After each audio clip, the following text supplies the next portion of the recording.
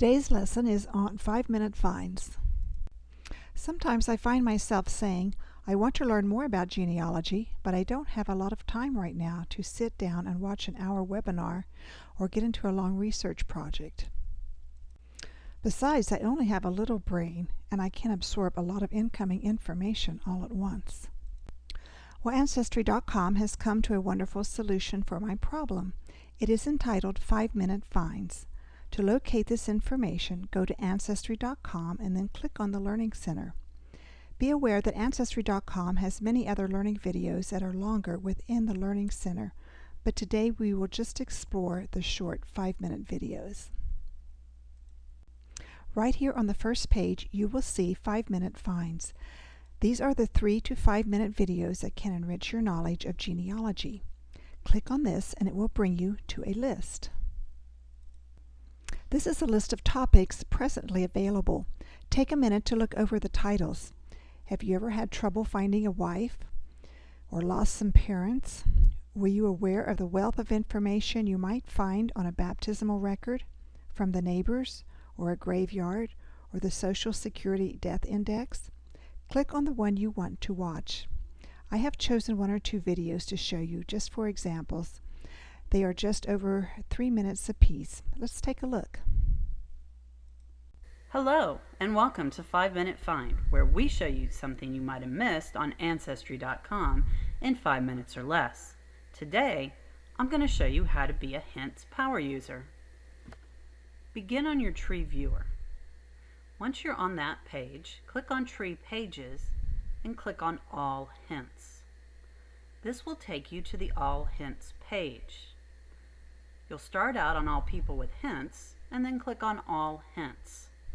This is where you can easily manage your hints. Next, I do 3 things on the All Hints page. I look at photos and stories because that's where the goodies are. I scan what is recent, and then I look at who I'm working on and focus there. I start with photos. You never know what you're going to find there. Click on Photo, and up will come all your photo hints. You can then scan that list to see what looks interesting. I find a photo here under my 4th great-grandfather, Nicholas Snavely. That's worth looking at. And here is indeed a photo, and if I scroll down a little bit, I find it's Nicholas and Polly, my 4th great-grandparent. Now there will be those who tell you there's going to be a lot of photos that don't really apply. For example, maybe you're not interested in this photo that is a coat of arms for the De Blair family.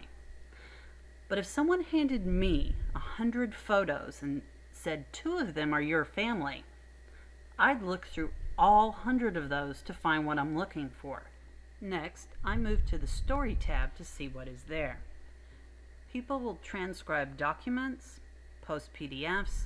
You just never know what kind of interesting things you'll find about your family.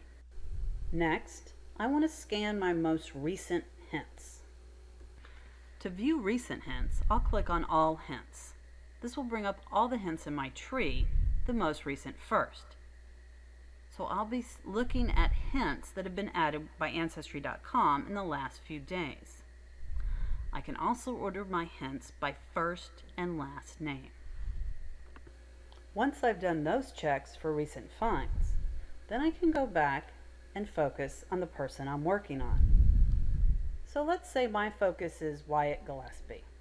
I'll type his name into the search boxes and I'll do a search.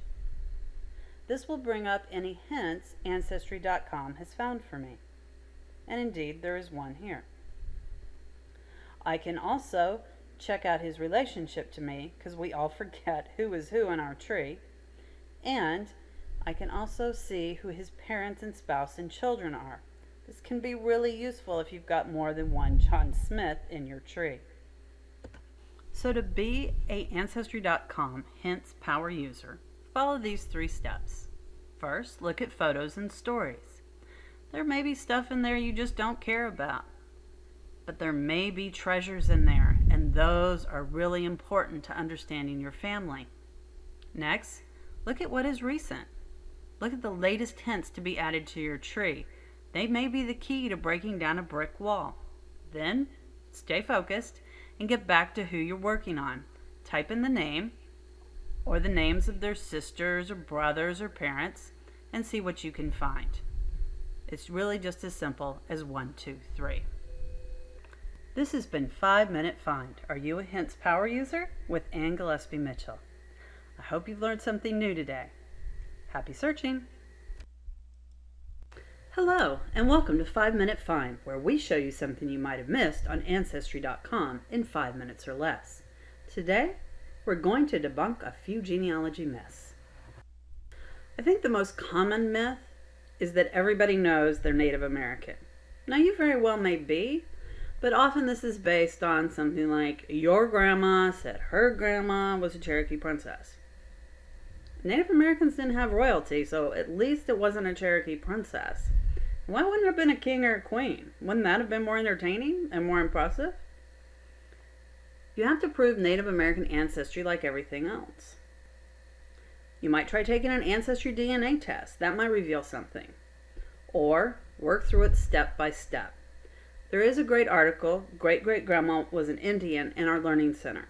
I suggest you start there and work through the steps on that. Next myth, our family name was changed at Ellis Island. 99% of the time, and even more, that just simply did not happen. It may have been changed along the way, but not at Ellis Island. Names were recorded as they were in the manifest, not as they were told to the recorder. Read this article, Why Your Family Name Was Not Changed at Ellis Island, and one that was, for some helpful tips on understanding this. Next up, my family's from a burned county. There's nothing I can do. There are no records. Well, that's probably not true.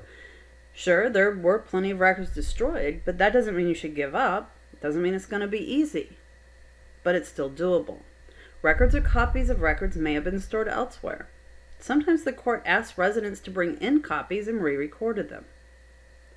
Also, maybe everything wasn't destroyed. It might have been, but not always. Not all records are stored in the courthouses. They're stored in other places.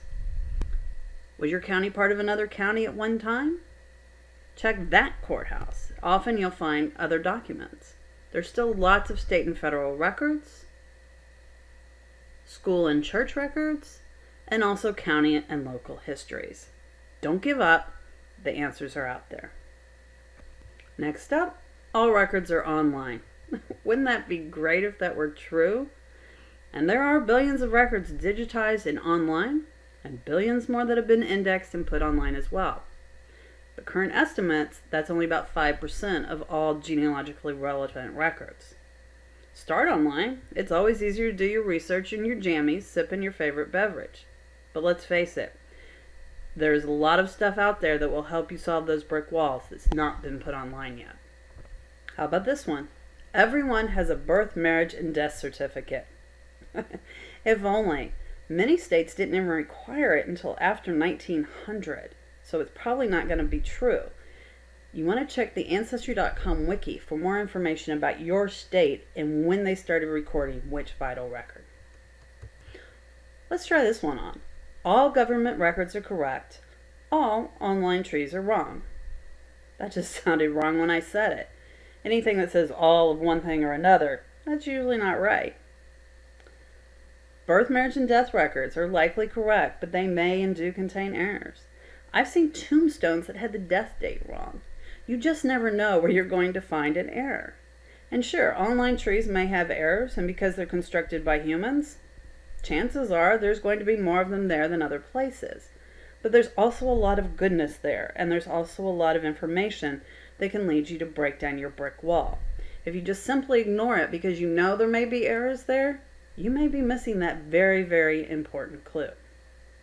So when someone tells you that such and such is always true in genealogy, you're a genealogist.